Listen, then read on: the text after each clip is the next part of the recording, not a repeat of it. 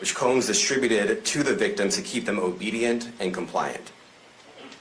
As alleged, when Combs didn't get his way, he was violent, and he subjected victims to physical, emotional, and verbal abuse so that they would participate in the freak-offs, and that Combs hit, kicked, threw objects at, and dragged victims, at times by their hair.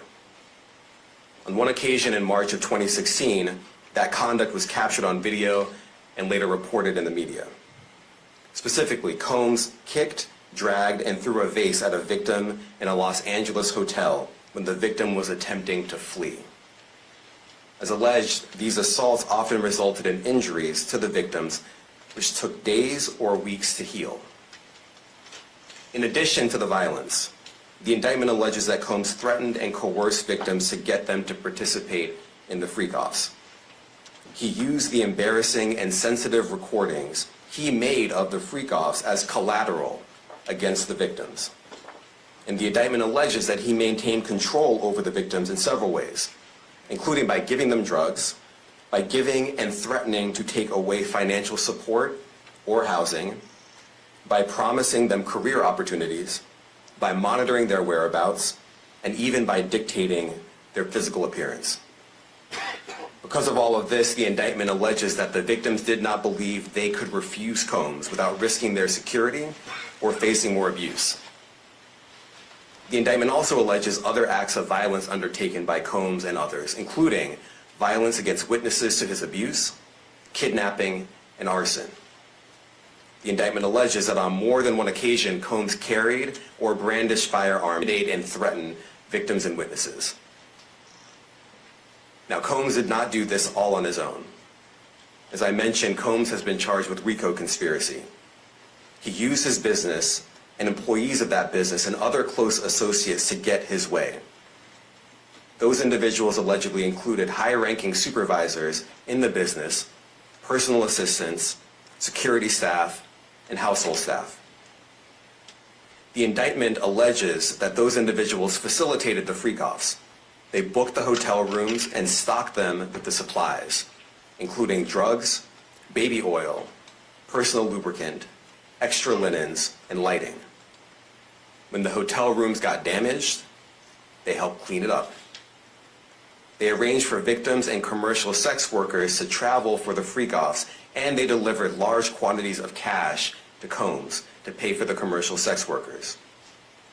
The indictment also alleges that they helped Combs cover up his crimes. During the March 2016 incident at the LA hotel that I mentioned earlier, a member of the hotel security staff intervened, and Combs attempted to bribe the staff member with a stack of cash to make sure that what happened was kept quiet. And as the indictment alleges, in late 2023, after public allegations were made about Combs' crimes, he and others pressured witnesses and victims to stay silent, including by making phone calls to witnesses and victims and giving them a false narrative of what they had experienced.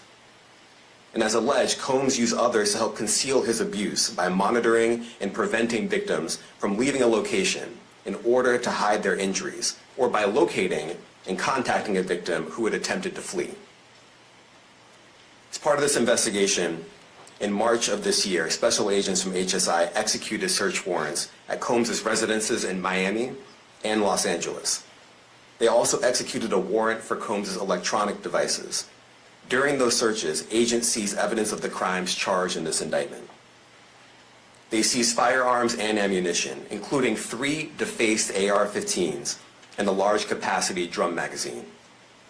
They also seized evidence of the freak-offs, electronic devices that contain images and videos of the freak-offs with multiple victims. And they seized cases and cases of the kinds of personal lubricant and baby oil that Combs' staff allegedly used to stock hotel rooms for the freak-offs, more than 1,000 bottles altogether. Here are some of the items that we recovered during the searches.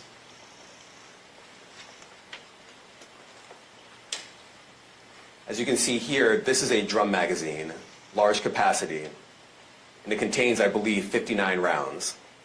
I mentioned as well that we recovered 3 AR-15s. This is a close-up shot of one of the AR-15s, and you can see right here The serial number has been thoroughly defaced. Another picture of more ammunition and parts of 2 AR-15s right there. Now, I want to be clear about 2 things. First, this office is determined to investigate and prosecute anyone who engages in sex trafficking, no matter how powerful or wealthy or famous you may be. No one should doubt our commitment on that.